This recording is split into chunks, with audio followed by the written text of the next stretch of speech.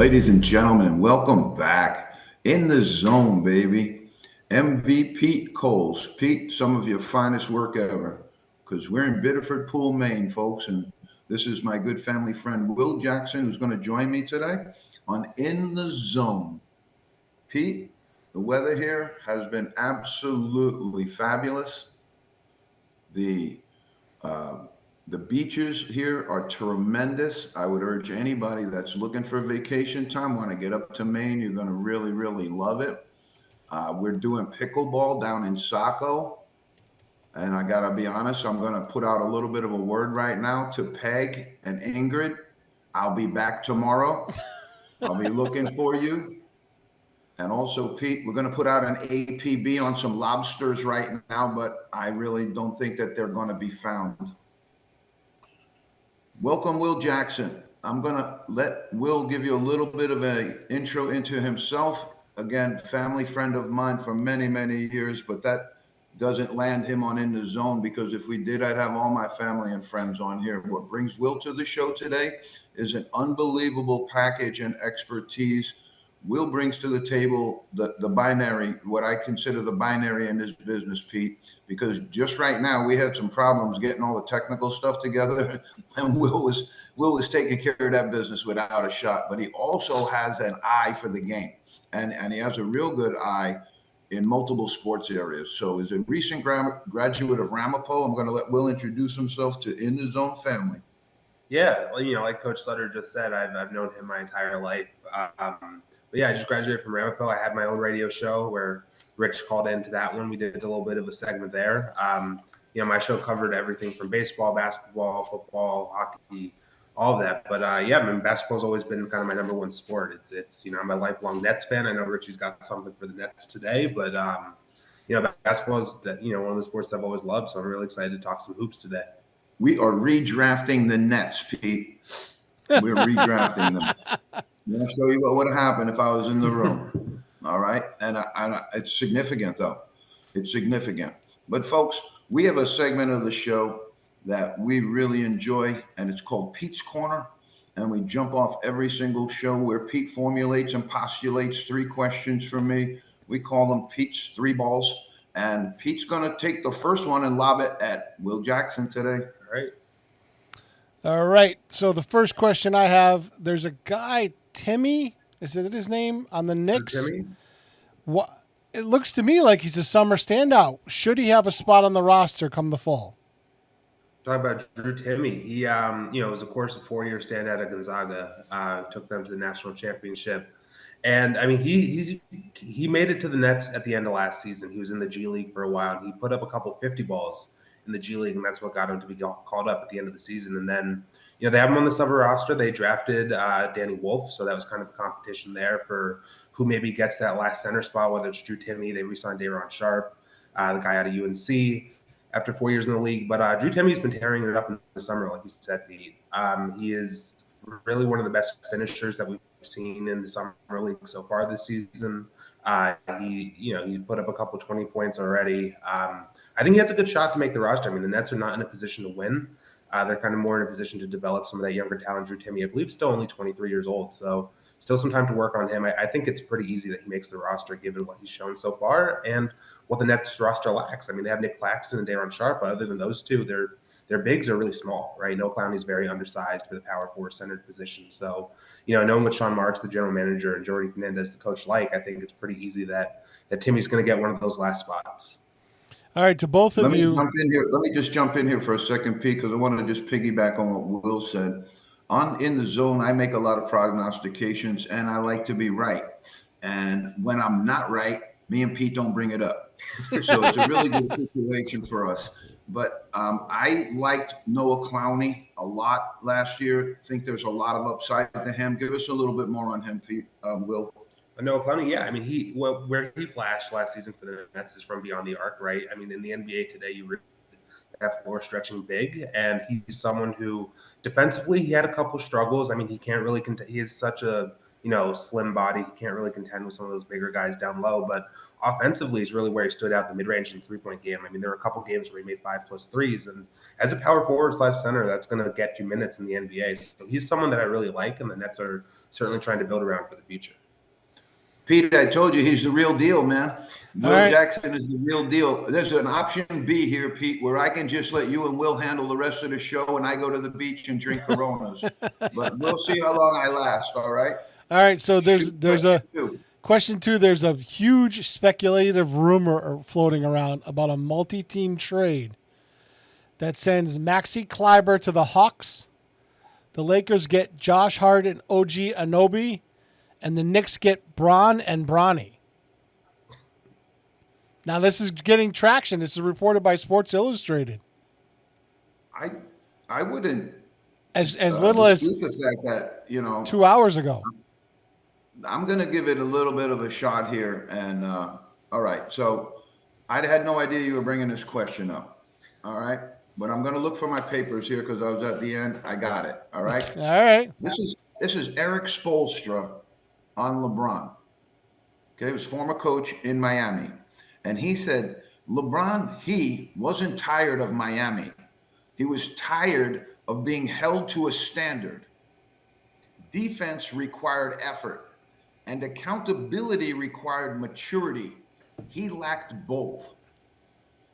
That's coming from your former coach. And so I don't think the accountability has been turned up on him at any time during his career. And I think sometimes moving him to these major city arenas, he's a star. Let's just call it what it is. I mean, he's going to put people in the seats, and it's just like Michael Jordan showed up. The arenas would be filled no matter where he played. Same thing with LeBron.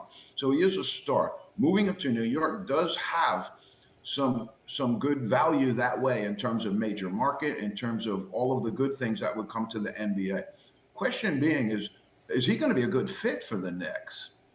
Basketball wise would be the first question that I would enter into if I was sitting in a room with those guys is, Jalen Brunson's a ball control player. James Harden is a ball control player. The Indiana Pacers and the Thunder use a ball movement approach, and if the Knicks, maybe under Mike Brown, they're going to have some shifting and changing. You do notice that Mike Brown has coached LeBron in the past. So him being installed as a new Knicks coach, that might be a precursor to that, Pete. You might be breaking something here. And I love OG Anunoby, though, and he's coming into really what I would consider to be more of a prime of his career. And I consider to be LeBron as a guy whose best days, he's on the back nine. No question. So I think, the Knicks, what they did with the Nets last year, I thought to bring in Mikal Bridges was they way, way overpaid for that. I don't know why they continue to do these things, but I get it. LeBron's LeBron. If you tell me they're going to offer up all those things and you're going to bring in, somebody else that's not LeBron, I would say that's crazy. But what that will bring to the table in New York City, monstrous. Maybe they'll let them keep LA. Maybe they'll let LA keep Bronny too. Let me jump in here for a second, Rich. I have 2 things I want to say about this proposed trade. I mean, number one, I think OG Anunoby would be a great fit in Los Angeles next to Luka. You're getting a guy who, like Rich said, is a phenomenal player, right? He's one of the best 3-and-D players in the league. Putting him next to Luka, I think, would really elevate, at least a lot of what they can do defensively. LeBron James is 40 years old. Getting a guy who's 27 in the prime of his career, like Rich said, I think would be a great addition to that team. And then for the Knicks perspective, I mean, Rich, I know you brought up the point about Brunson being ball dominant. You look at LeBron's career and where he's kind of been most successful. He played with Kyrie Irving, won a championship in Cleveland, very ball-dominant guard, and he won a championship in Miami, playing with Dwayne Wade, another very ball-dominant guard. So I think that pairing him with Brunson might actually take some of the load off of his shoulders in New York. It's going to be a high-pressure situation, like you said, right? LeBron's 40, going to be 41 this season. A lot of pressure to get that last championship. He's got 4, probably wants 5.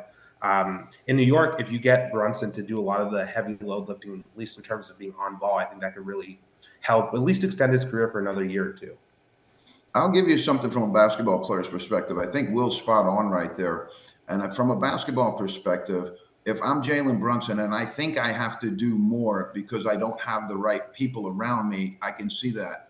And then with an added star like LeBron, does that make him a little more confident and comfortable in his teammates, which then makes him more free and easy to give up the ball. I think that those are great points brought up. Pete, another great question out of Pete's corner. All right, question number 3. Do Division 1 or even Division 3 coaches have enough time in their schedule to take a week at the beach? No. We don't. Will can tell you I've been working nonstop since I've been here, on my tan. Yeah. I'm procuring good lobsters and actually playing some pickleball. But we don't ever turn the phone off. I will tell you that we were able to grab another player this week.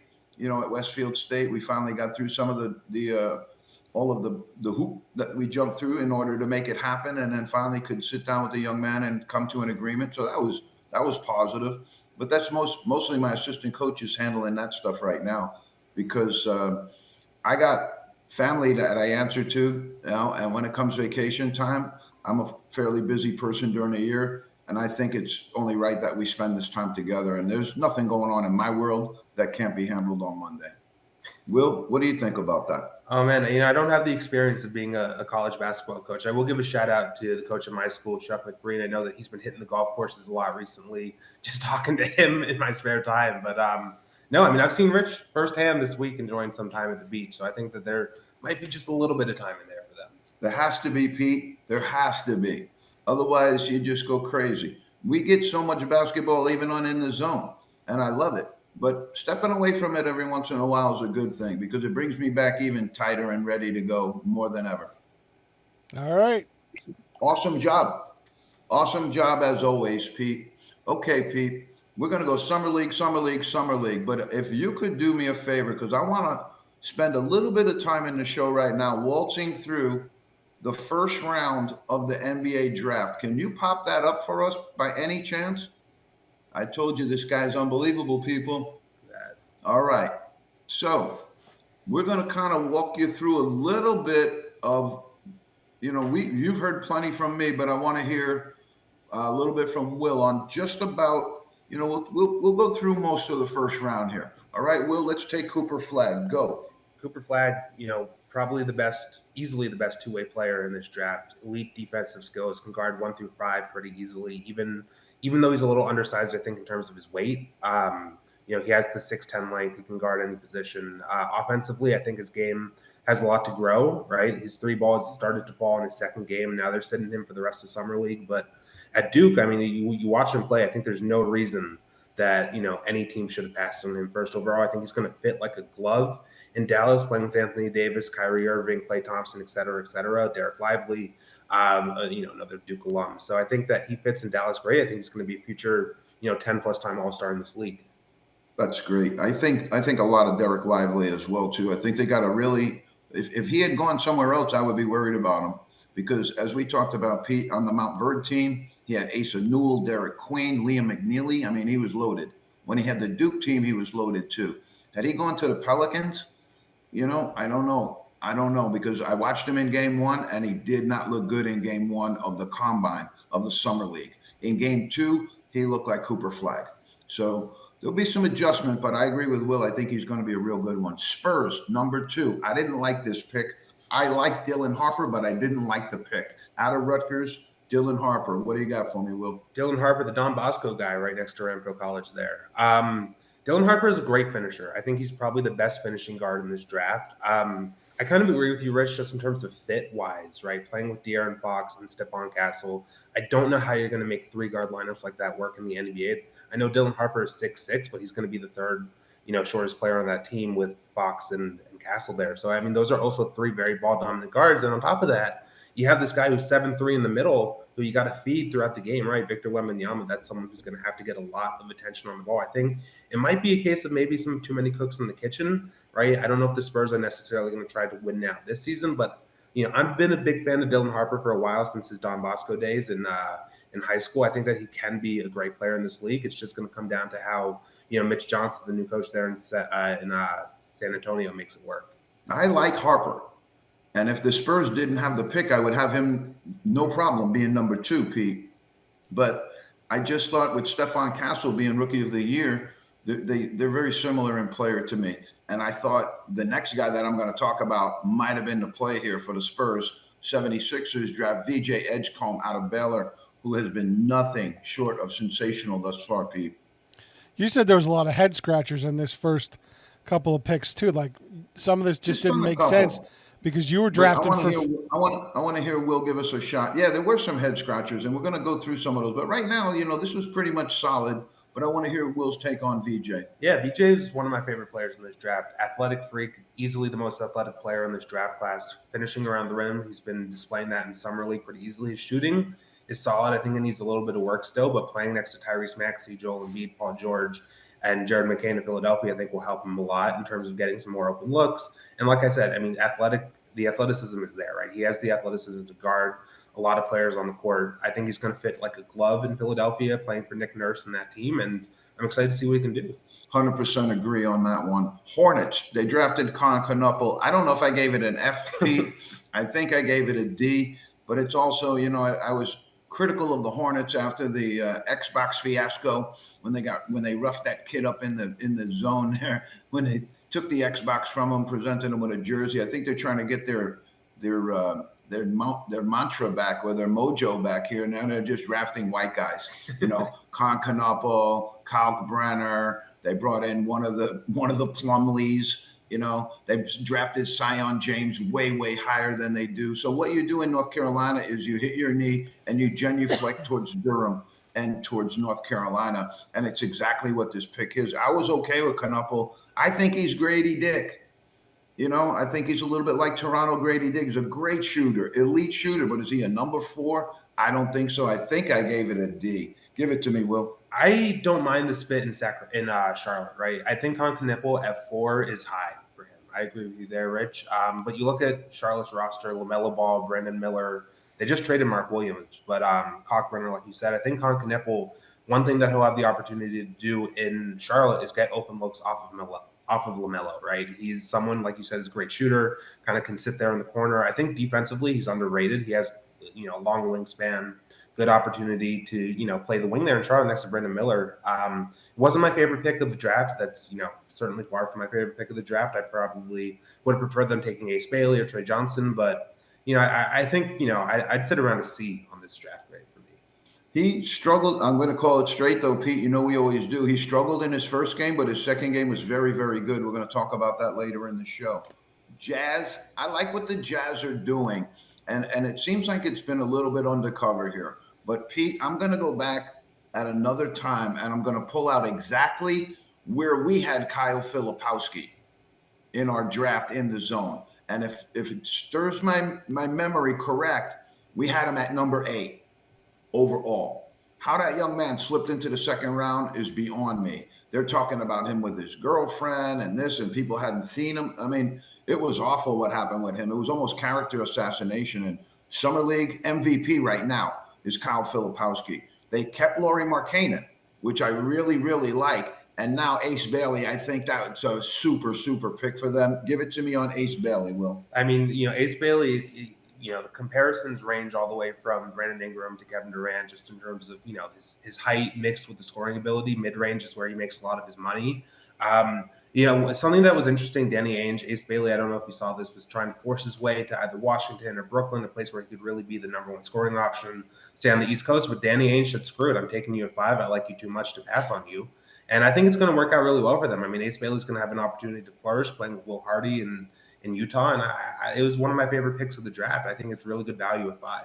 Let's digress for 1 second. I have another question for you. Did Ace Bailey reinvent the paradigm of not showing up to work out for teams and not going to meet with teams? Did he reinvent that paradigm a little bit? He might or was he crazy loco and just happened to get drafted 5 anyway? What do you think? It was risky. It was risky for sure, right? You don't know what's going to happen. You could hang your draft stock so much you fall to the lottery, past the lottery, right? And that's going to cost you a lot of money. But, I mean, the talent was undeniable, and I think that Danny Ainge and Utah and Will Hardy saw that and said, screw it, you don't want to talk to us? We don't care. We're going to force it to work, and that's what happened. Beautiful, beautiful. I'm going to throw a little controversy on Will's way. You're not getting out of in the zone without a little controversy. The Wizards drafted Trey Johnson. And the reason I root for the Wizards is because a young man named Will Dawkins is the general manager of the Wizards. Will Dawkins is from Springfield. I recruited Will Dawkins. Didn't get him, but I recruited him because he was a terrific player. But right here, the Wizards draft, here's the controversy, Pete. Trey Johnson is better than all of the guys that just got drafted in front of him. Shoot, Will. You think he's better than Cooper Flagg? I think he has the ability to have. I'm not sold on Cooper Flagg, to be honest with you, especially if his first summer league game shows up and it's more summer league like that, or the second summer league game shows up. I don't know, but I'm not sold on Flagg 100%. I've said that 100 times on the show.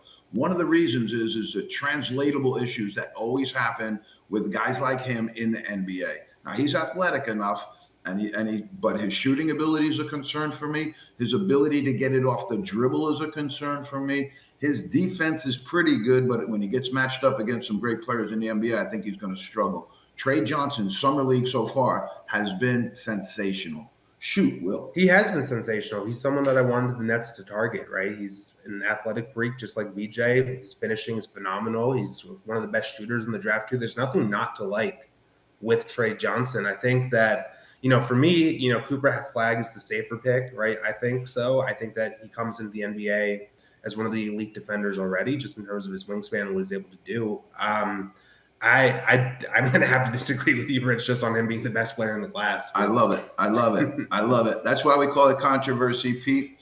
Pelicans come right after. Again, I did a WTFH on this one, way too high for me with Jeremiah Fears. I like him. But if you're going to spend 1 year at Oklahoma, I want to see you blow that year out. And if you look at Oklahoma's schedule, if you dig deep into that, Pete and I call them cannolis on this show, but there's cupcakes up there, games they pay for, games against Oklahoma Southern Baptist University that nobody ever heard about. He played really well. When he entered into league play, he struggled a little bit. I think he does have the go to make it in the NBA. He's a super athlete. He's very shifty, can do some stuff, but I think he's almost positionless right now because I see him as a 1, a 2. I don't see him as being a guy that's going to run a team. Pelicans took Jeremiah Fears. What do you think, Will? I think the question with a ball-dominant guard like Fears kind of comes is how good you are as a shooter, right? I think that's going to tell you a lot about how they play in the NBA. And Jeremiah Fears, I have his stats up here, only shot 28% from 3 on a high-volume percentage, right? He struggled as a shooter, and I think that's where a lot of his game lies, right? He makes a lot of shots, but he also misses a lot of shots. And I think that, the question for New Orleans is, what kind of Jeremiah Fears are you going to get? Are you going to get a guy who can, shoot consistently 35% from 3, or are you going to get a guy like he was at Oklahoma where he's shooting below 30%? That's going to be the difference for him at the NBA level. I think that, the passing, the driving is fine. It's not the best in the class, but, for me, the question with Jeremiah Fears, I think it's a little bit of a risky pick, like you said, Rich, is, kind of where his shooting ends up falling at the NBA level. I thought it was just too high. I think he's a first rounder, no question, but I thought maybe later on, because what happens is when you take a Jeremiah Fears, you miss somebody else. And what you might get later on down that road, I mean, we're talking about there's guys on this board that you took Fears over Derek Queen. I want to have your head examined personally. But let's keep rolling, Pete, because this one, Will's not going to like it. I know. Igor Demen out of the Russia Combine, BYU. Again, if you go to school for 1 year and you're going to do some good stuff, I want to see you blow it out. I didn't see him blow it out at BYU. I do think he's a good player. I do think he's going to have an NBA skill set somewhere down the road. But taking this kid at 8 is egregious. I believe that was my first F of the draft. Go ahead, Will. Oh, man. With Igor Demen, he is an anomaly, right? You look at kind of the way he plays. He's 6'9". He's undoubtedly one of the best passers in the draft class. I think that if he stayed at Real Madrid rather than going to the States and playing at the college level, his game would have developed a little better playing against professionals. At BYU, you do get the opportunity to play with Kevin Young, one of the best coaches in college basketball, I think. And they have a great recruiting program, right? AJ DeBest, I don't know how much you know about him, but he's going to be a stud at BYU next year. But Igor Demen, he is an anomaly. He is someone who, his shooting form really struggled at BYU. And I think part of that was due to a shoulder injury that he talked about a little bit. In the combine, he shot lights out from 3. And that's really where a lot of his game is going to lie. If he can be a good shooter, along with the passing skill set that he has the opportunity to be a great player. This was not my pick for the Nets, right? I told you guys I'm a Nets fan. I did a lot of draft analysis for them this season. It was the first time the Nets had a lottery pick since they took Derek Favors 3rd overall in 2010. Wow. It was a long time coming for them.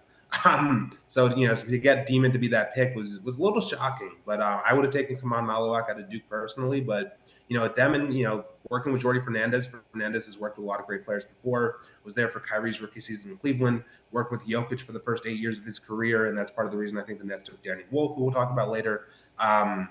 It's going to be interesting to see how the Nets want to work with him and Nolan Traore, who they took in with pick 19, right? 2 ball-dominant guards. Now, Jaeger, I think, is going to play more like a 3-and-D wing for Brooklyn, at least as a rookie. His ball handling has struggled in Summer League. He was held out of yesterday's Summer League game. He'll play tonight.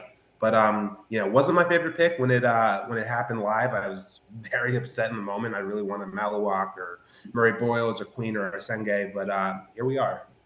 Too many people on the board to do that, my opinion. Raptors, they go with Colin Murray Boyles. I believe I gave this one an F also, Pete. Way too high. I saw him in the later part of the first round, maybe even early second round. There are a lot of guys on the table I thought were better than him. Again, I'm going to give you the same thing I gave you on him with Cooper Flagg. There are some translatable issues with Colin Murray Boyles. He's 6'7". He's been able to bully people in college and knock people around. That doesn't happen in the NBA. I think this young man's in for a very, very rude awakening. Summer League hasn't been great for him thus far. Colin Murray Boyles will. The Raptors are going to be interesting next season because you have a lot of guys who are not great shooters, right? Together, you have RJ Barrett, you have Brandon Ingram, who I think has regressed shooting-wise since he's come to the NBA. Now you have Murray Boyles. None of those, I think, are elite shooters. You have Grady Dick, but it's going to be an interesting fit. Colin Murray Boyles, I mean, the one thing without question is he is a good defender, right? He has good size. I liked his defense a lot at South Carolina, both years that he played there. Wasn't my favorite pick for them. I think Malawak would have been a great pick playing with a lot of guys that they have. I don't think that Jakob Poeltl is really the guy you want to build around the center position. But, Murray Boyles is not my favorite pick. I could see it from a Toronto perspective, but, wouldn't have been my selection there. I think both of those picks are lacking. I go with the Rockets here. Kaman Malawak out of Duke. I love this pick for them because I love the young athletic framework they're building. Ime Udoka is doing some really good stuff there. I see that that's a really good coaching staff for him to be part of. But again, traded right away, to the Suns. The Suns need a lot of help up front. But I would have liked to see the Rockets keep him and develop him. I'm very high on Kaman Malawak. What do you think, Will? Yeah, I mean, anytime that you trade Kevin Durant, you better get a good player in return. And Malawak was the headline of that package with Jalen Green. So there's going to be a lot of pressure on him early. In Phoenix, he's going to have a chance to develop playing next to Devin Booker. Where he stands out, his defense is one of the best in college basketball, I think. He's going to have some work to do offensively. He has the potential to stretch the floor, which is important, but he's not necessarily there yet. But, he's definitely a little bit of a project, but he's one of my favorite players in this draft class. And I think for Phoenix, it's a slam dunk at 10, right? I think that's really great value compared to where, a lot of other players fell, like Devin before him. So I was a fan of this for Phoenix. I love it for Phoenix. I would have liked to see the Rockets keep him because I think the Rockets maybe missed on N'Faly Dante last year. I liked him. He hasn't really turned out to be, and Reed Shepherd really hasn't been a really strong pick for the Rockets. So I would have liked to see them come back here and really be strong with a good pick. And Pete, what do we say on In the Zone all the time? You can't teach 7-2. Right. You teach it. All right. I like this pick coming up with the Blazers. I think the Blazers got something working down there with some good young players, but it's going to take time. Well, this was traded. Cedric Coward, again, traded to the Grizzlies, but I like Klingon. I like some of the young players they have. But again, Pete and I talked about this. Will, jump in here. Why do teams draft a player and then wheel them to another team? So early. I mean, you're taking a first-round pick and doing that. Well, this is what happens a lot in the NBA. Is a lot of these deals happen before the draft, and you just have to kind of. So the name Trailblazers is the one making the pick, but it's actually the Grizzlies making the pick, and the trade is just being completed later. But trades in the NBA are a dime a dozen now. I mean, it happens so frequently. I mean, you look at this, right? You look at the draft class right now. You have Murray Boyles traded, Malawak traded, Coward traded, Derek Queen traded. There's going to be a lot more as the first round, second round go on. So it happens a lot. As for Cedric Coward in Memphis, I think it's a good fit. Him next to Zach Edey could be something interesting to watch. For Portland, I actually really wanted them to kind of stay at this pick and take Carter Bryant. That's someone I like a lot. He ended up going to the Spurs at 14, which we'll talk about later. But I think Howard's a good fit in Memphis. So Nola Sengwe has been pretty good. We're going to skip through him. Derek Queen, I want to get to this one because I want Will to talk about the trade that landed Queen here. It might have some serious impact down the road. Yeah. The Pelicans kind of, to me, gave up quite a bit in this deal here. I love, and I want to say this, Derek Queen in the mid-range of this, at the back end of the lottery, is an absolute steal. If you go back, I'm pretty sure I had him 3 or 4 in my draft. I like Derek Queen a lot, but what the Pelicans did in order to get this to happen, I think might have been a little bit too much. And I didn't want to see Queen go to the Pelicans either. Will, go ahead. So the thing for the Pelicans now is that you have to hope that Derek Queen with Zion Williamson and Jordan Poole and that whole roster compete right away, because you gave up, like you said, Rich, your first round pick unprotected next season. The next season, if the Pelicans are not good and that pick ends up in the top 3, it's going to look really, really bad. Next year, you have Cam Boozer and Duke, you have Darren Peterson, and you have AJ Damaska, will be an elite top 3 of that draft class. If this pick, if this, trade doesn't work out for New Orleans, it could really come back to bite them. I'm with you. Pete, we're smooth in that first round. Give it back to me a little bit, and we're going to keep cooking it. And then we're going to shift into some other stuff. We're going to go to Summer League in the back half hour here, but we're moving this draft pretty good. I want to see a couple other picks here that we're going to just slide down, and we're going to just grab and let Will make comment of. Okay. So we're going to skip a few of these down. Yang Hansen seems to be, a little bit more what people thought he was going to be. I didn't, traded to the Blazers, but he's played very well from what I've seen in Summer League. Has a lot of skill, has a lot of upside to him as well. Let's go to Walter Clayton with the Wizards. I love this pick for the Wizards. See, I didn't, Rich. Maybe this is some controversy, but you look at Walter Clayton, right? What was he, a 3-year guard, 4-year guard at Florida? No, he was at Iona. Okay, yeah, I knew he was with Patino at Iona. Gotcha. Okay, I didn't love this pick. I think that he's someone who could plateau a little bit in the NBA, kind of be he'll be a rotational guy. I don't think he's going to be a star at the NBA level, which is what you see with a lot of those guys who are drafted, as juniors and seniors in the NBA. Let's keep the controversy rolling. Colin Sexton is on the Jazz. Yeah, he's better than Sexton right now. Really, I think. All right, we're going to skip down. Let's go to Kasparis Jakushonis, because Pete, I thought this was a little bit high for him as well, but I got to say, I saw him play one night, and in the Summer League, he played extremely well. In others, I saw a little bit of inconsistencies and stuff like that, but I'm going to let Will jump in here on KJ and see what he thinks. Yeah, he's going to have an opportunity to play with Tyler Herro, which I think could be a really fun backcourt in Miami, playing with Eric Spoelstra, one of the best coaches in the league. I think defensively there's maybe some questions, but undoubtedly one of the best ball distributors in this draft class. He's going to, if his shooting can find the form that, at Illinois, he kind of struggled a little bit from deep. If he can kind of make that, more consistent, he's going to have an opportunity to play with, Bam Adebayo, Tyler Herro, and start on that team this year. I believe that's good analysis right there. I like Kel'el Ware quite a bit as well. He's been very good in the Summer League. I think the Heat got some good stuff. But the one thing that I love about the Heat is that they're willing to sacrifice maybe some wins and losses in order to keep Heat culture. And I love that. It's so easy to go the other way and try and, do this and that. It's just, to me, it's just one of these things. I really, really like it. I love Spoelstra. I think he's one of the top guys. We're going to ask Will to give us his top 10 coaching in the NBA in a minute, but let's just keep rolling here. Will Ritchie played okay. Drake Powell has yet to go. Asa Newell is going to be a very good player in the NBA. I thought the Nets should have drafted him. Pelicans, again, they got Asa Newell and they have Derek Queen. I like it. Traded to the Hawks, though. Yeah. So you get him. The good thing about it is, he's back in Georgia, where he went to college, But again, I don't get what the Pelicans are doing here, because this kid's going to be a very good player. He's going to be a very good player in the NBA, I think. Go ahead, Will. Yeah, Asa Newell. I mean, I love what Atlanta is doing as a team right now. You get Kristaps Porzingis from Boston.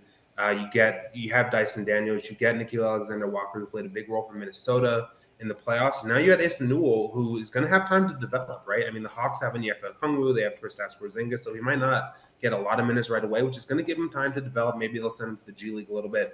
The skill set is clearly there. The potential is clearly there if you watch him at Georgia, right? Love the length that he provides from the power forward position. So if he can, he's someone that I definitely wanted the Nets to draft, maybe in the 19 to 22 range.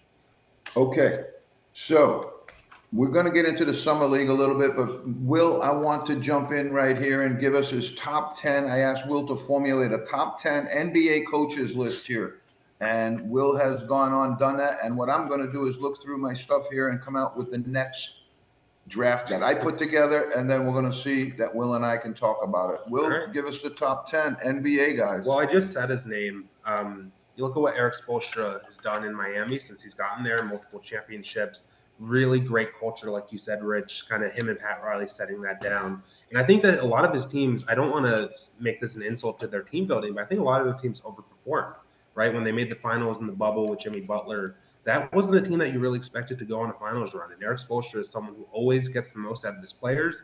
The Heat have a very good track record in the draft, and I think a lot of that is because of Spoelstra's development as a coach. So he's the first name that comes to mind when I think about best coaches in the NBA. They took Jamie Jaquez, the Kel'el Ware. They've done very well in the draft, and I like Spoelstra a lot. I would put him down as my number 1, too, right now.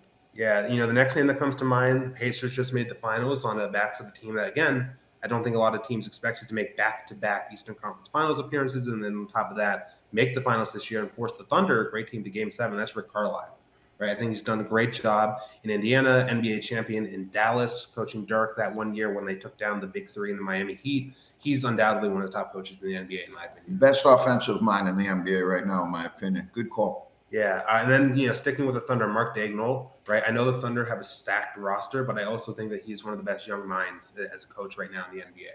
It ain't easy to coagulate all those personalities either. Everybody goes, they got a stacked roster. That's one thing, but then there's a whole nother bunch of other stuff that comes with it. Good call. Daigneault's from Massachusetts. I love him. Yeah, and then, you mentioned his name a little bit earlier. Ime Udoka has done a great job in Houston. He's definitely on this list for me. One of the best defensive minds in the NBA when it comes to coaching.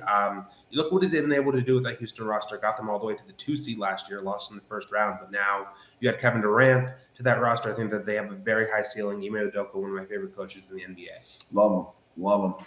Yeah, and then keeping the train moving here, Kenny Atkinson did a great job in Cleveland this year. He did a great job in Brooklyn when he was the head coach there from 2017 to 2020.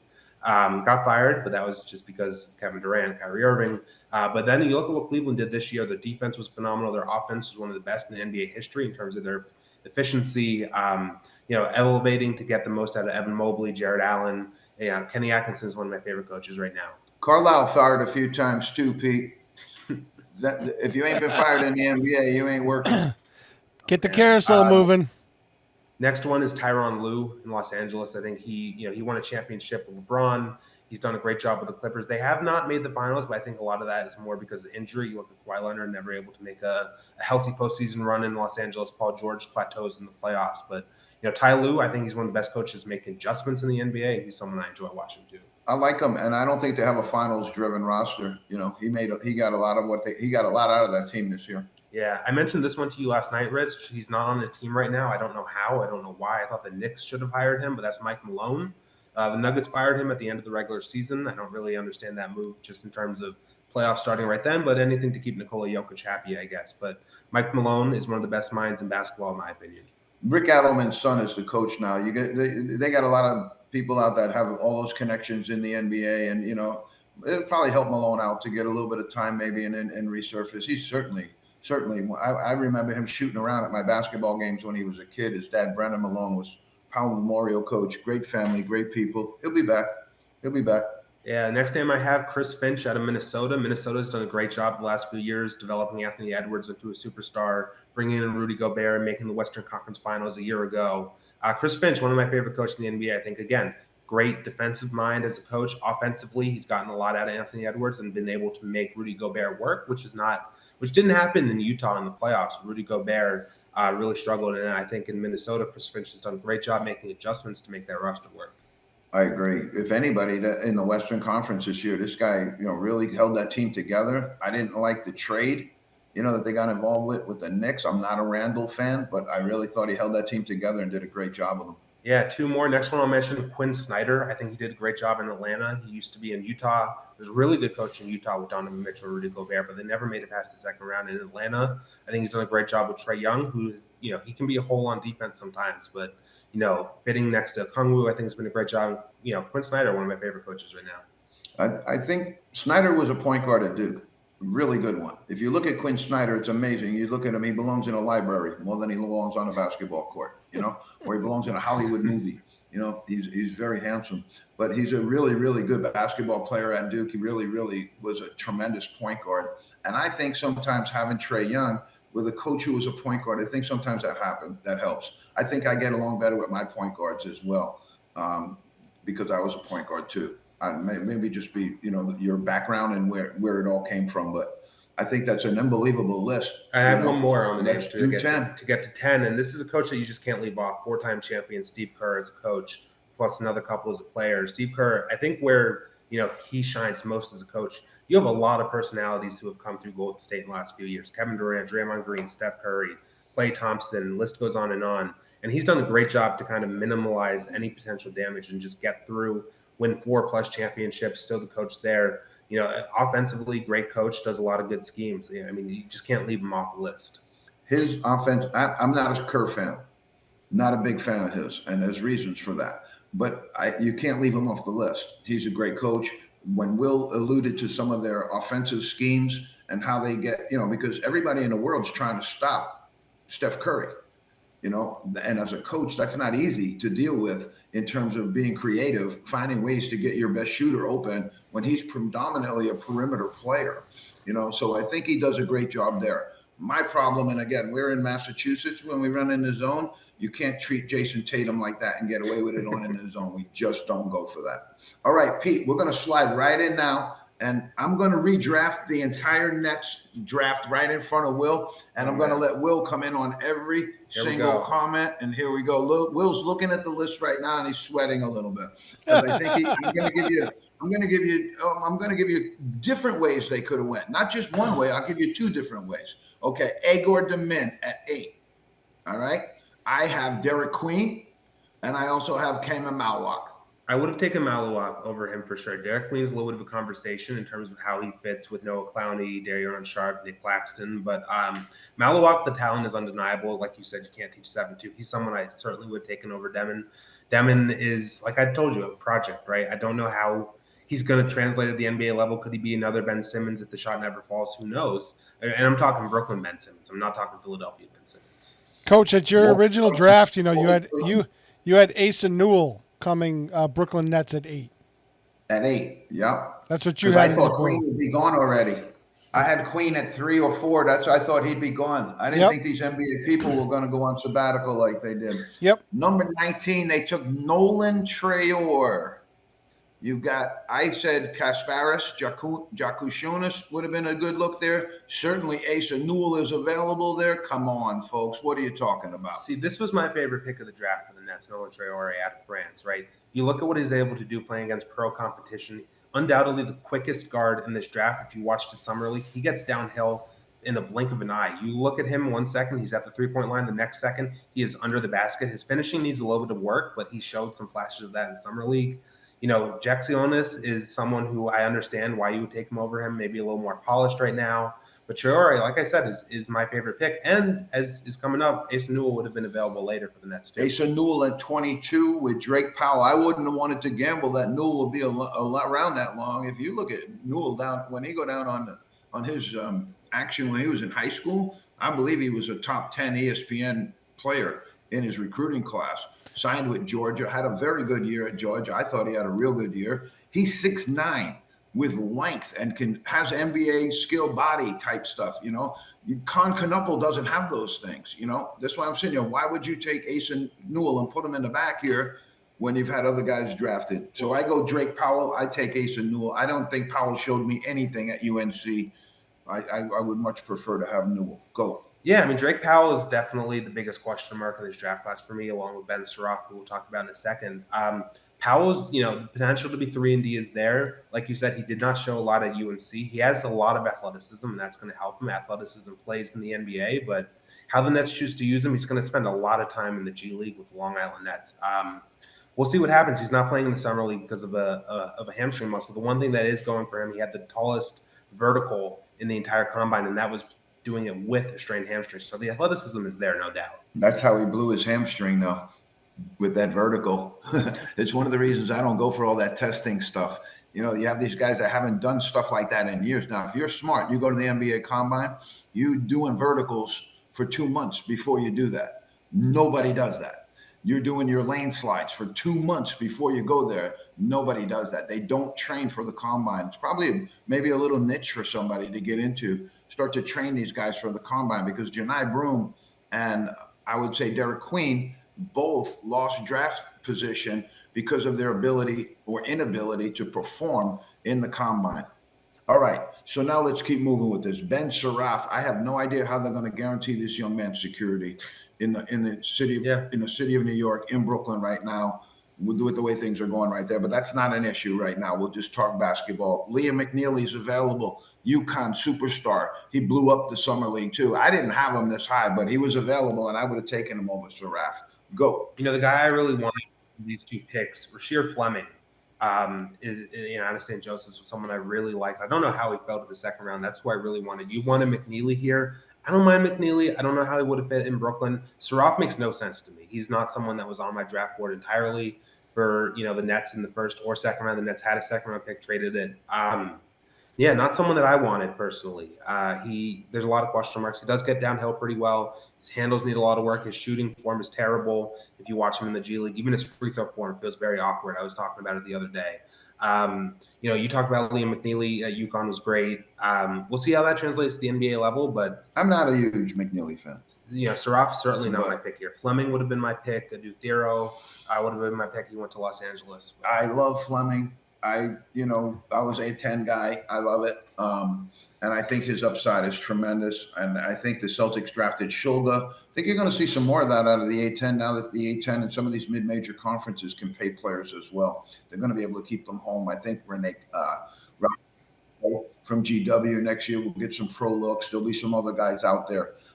When we go to Danny Wolf, I like Danny Wolf. I'm a big Danny Wolf fan. So I'm okay with them drafting Danny Wolf. But my problem there was Max Renaud was available. And I had Renaud in the first round. I had him in the top 15, I believe. This is going to turn out to be like a Trace Jackson Davis thing, I think, where they really, really missed on him. 20-10 at Stanford. Was there playing at the highest level against the highest level of competition. He's 7 foot. He shoots the three ball with tremendous, tremendous acumen. He's a better three ball shooter than most of the guys in this draft right now. And he's 7 foot. I would have taken Renaud over Wolf, and I would have grabbed Wolf later on with their pick maybe at 36. What do you think about Wolf? Wolf is, I mentioned this earlier. Wolf is a very unique kind of player. He's one of the best ball distributor and big men that we've seen come out of the NCAA in a while. Shooting wise, I think he's can do it at the NBA level. Finishing wise will remain to be seen. I didn't mind the pick. I like him working with Jordi Fernandez. Fernandez has coached a lot of good centers in his time. He coached Domantas Sabonis. Like I said, he coached the first 8 years of Nikola Jokic in Denver. Maybe we'll see what he can do with Wolf in Brooklyn. You wanted Renaud. I don't mind that pick. He's been tearing up the summer league. He's been very good in the summer league. So I don't mind that redraft there. I maybe would have sticking with Wolf though. When we got to 36 in the second round, I love, and you see, I'm not, and in the zone, we've been really, really crystal clear about this. I don't think John Calipari is a great basketball coach, X's and O's. But when it comes to talent, when it comes to accumulation of talent, when it comes to evaluation of talent, there are few better in the game than John Calipari. When John Calipari tells you that he likes Adu Thiero, and Rich Sutter in the zone tells you he loves Adu Thiero, you should have jumped all over him in the first round. The Nets take him and then traded him.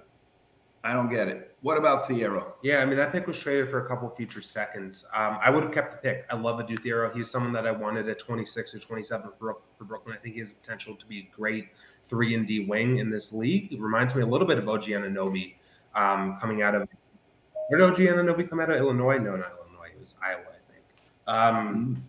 But, Pete, any help on that? What was that again?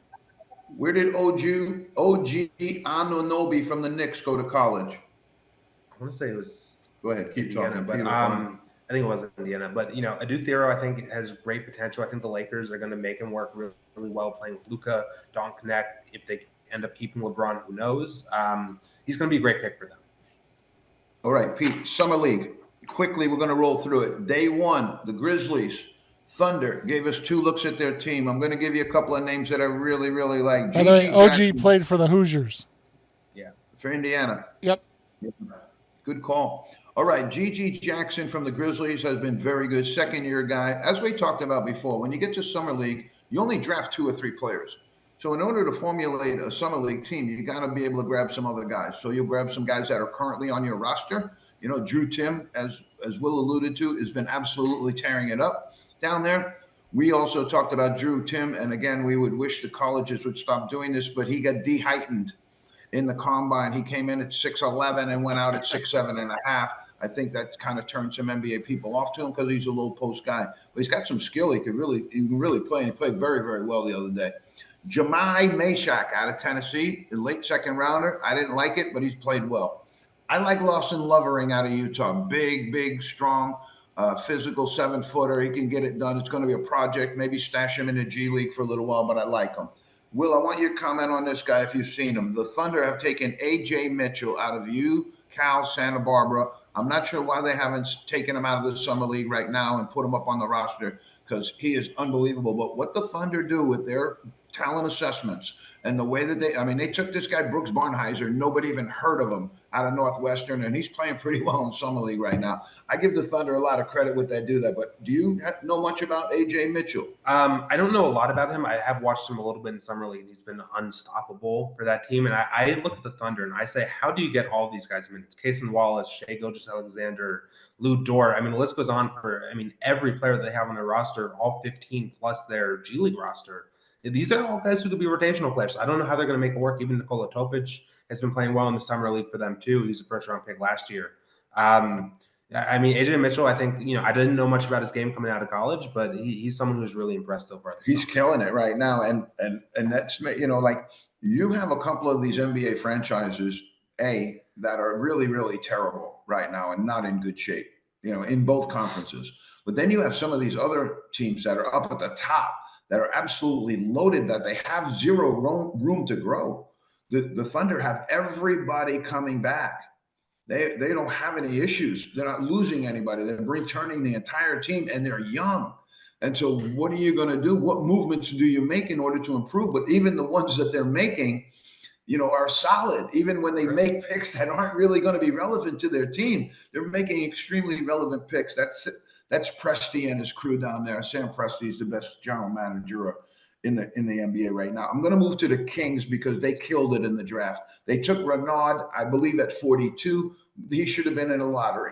And then they took Nick Clifford, who's doing really, really well. I like both of those guys. Will, what are your thoughts? Yeah, Sacramento needed to hit on this draft class after you trade De'Aaron Fox for what I thought was a lackluster package. You need to get some good picks coming in this year. And like Renaud and Clifford, like you said, I think those are 2 phenomenal picks. They've been playing really well in the summer. I think playing next to Zach LaVine, Domantas Sabonis could do wonders for them.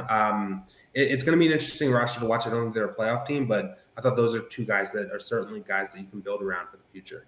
Jace Richardson wasn't my guy out of Michigan State, but I think he's going to be okay. He's a big athlete, and he gets to the basket, and he plays with the right intensity. Any thoughts on Jace Richardson out of Michigan State, Will? Yeah, I think he's going to play a solid role for Orlando coming off the bench. They traded for Desmond Bane, which means that Richardson's probably not going to get a lot of play time, at least to start out the season. But, Orlando is a team where I think, Richardson, he's a little undersized coming out of school. I thought, he listed at 6'1" in the combine, which is a little undersized for a 2.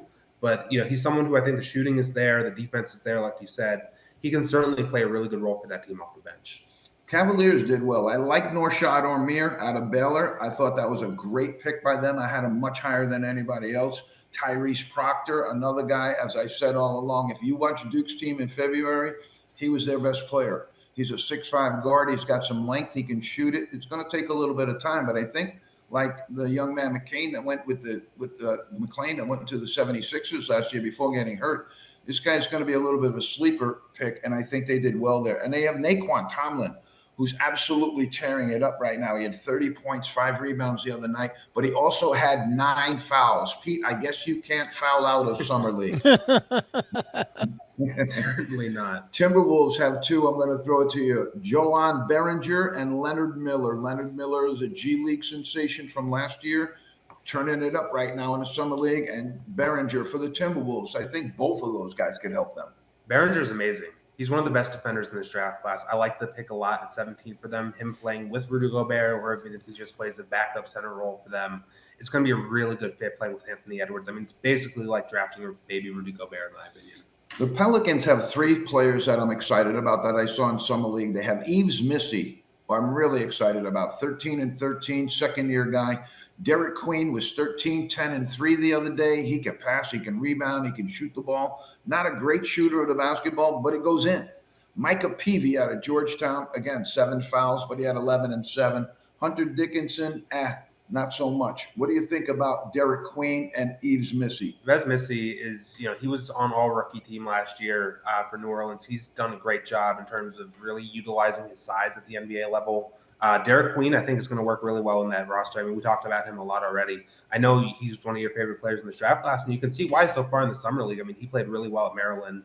Reason that he was a high lottery, he should have been a high lottery pick. I certainly think he should have gone before 13 too. Maybe not to Brooklyn, like you said, but he's someone, like you said, has been tearing up the summer league. Him playing next to Zion, I'm interested to see how they're going to make that work. I think those two are, the perimeter game doesn't necessarily exist between the two of them combined, but it's definitely a duo that I could see working.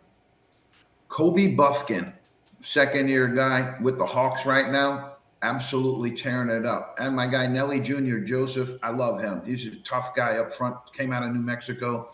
He's strong, physical. He's 6'10". He played for Patino. So he's one of those guys that played at Iona with Clayton for the senior Patino and then went out and played for his son at New Mexico. Really, really nice combination. Isel Iguodala from Marquette last year. Remember him? Tyler Kolek. They were both on the same team. Kolek is struggling with the Knicks a little bit. Iguodala seems to have found a place with the Suns a little bit. 11 and 14 the other night. Malwak, 14 and 5. Can they build around those two guys, Malwak and Iguodala, now that Kevin Durant has sailed on to Houston? They can certainly try. Like I said earlier, if you trade Kevin Durant, you better get a good player in return. Jalen Green, I'm not sold on as a good player, but Malawak, I certainly think, is someone that you can build around. And who's the other player, Rich? I'm sorry. Also Iguodala. I don't know much about him, Rich. Marquette. I like him. Big guy. Came out last year. It's one of the reasons I like Cam Jones from Marquette as well, because they had Iguodala, Cam Jones, and the point guard Kolek, a real good 1-2-3. Lost both Iguodala and Kolek, and I thought Cam Jones held the boat and did a really good job. Caleb Love, Arizona, started at North Carolina, 18, 6, and 2 the other night. Played his butt off. What do you think about him? I like Caleb Love. I mean, I think that he's someone who, there's always a need for the type of player that he is. He can shoot. He can defend a couple positions. He's someone that I really liked coming out of Arizona. Portland, I think that's going to work well. Portland's a team where there's a lot of minutes to be gained in terms of having opportunity. They're a very young team. You have Scoot Henderson, Shaden Sharp, Donovan Clingan, like you said, plus Hanson Yang now. But there's a lot of opportunity there for Caleb Love to really flourish into a role. And like you said, he's been playing well in the summer so far. No doubt. You got a couple of guys that haven't cracked the lineup yet, due to some injuries and stuff like that. But VJ Edgecombe was his first time through. Played very, very well. Very, very well. All right, we're going to close the show with a couple of guys. These are the Summer League high-scoring guys that they've had. Bryce Sensabaugh out of Ohio State last year, second-year guy, 37. Filipowski will be the MVP of the Summer League, most likely, 35, 32, went for 20 the other night. How people let him slip into the second round is beyond my wildest dreams. Cooper Flagg for 31 the other night. Naquan Tomlin at 30. Kevin McCullough for 30 for the Knicks the other night. Love him. Drew Tim, 30. And Devin Carter. My man Devin Carter shoots the ball during the national anthem, Pete. That guy will not register an assist until Christmas. All right, here's how we're going to close. All right, we're going to shoot right now with a little bit of college stuff to close it. These are Dickie V's top 5 guys that are coming into college through our transfer portal. All right. PJ Haggerty was at Memphis last year. I thought, end of the first round if PJ jumps in. He's going to Kansas State. Tell me what you know about PJ Haggerty. I don't know much about him, Rich. What can you tell me? Stud guard, really tough as nails. He goes out on the floor. He's the toughest guy out on the floor. Donovan Dent went to UCLA out of New Mexico, kind of a dream.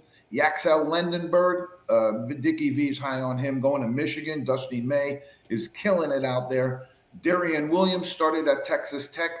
goes to Will Wade at NC State. I don't know why, because I think Texas Tech has a chance to win it all this year. Bennett Sturtz, he was a Division II player. He went to Drake, and now he's living the dream at Iowa. Pete, that has been the absolute fastest hour we've ever had on In the Zone. Yep. I want to thank Will Jackson for joining us. I want to thank all of our In the Zone people. Last week, our numbers were absolutely off the charts, and I want to say thank you to all of you for watching us, supporting us, and keeping us rolling. Pete, my first offsite show of all time with Will Jackson. We're In the Zone, folks, and we'll catch you next week.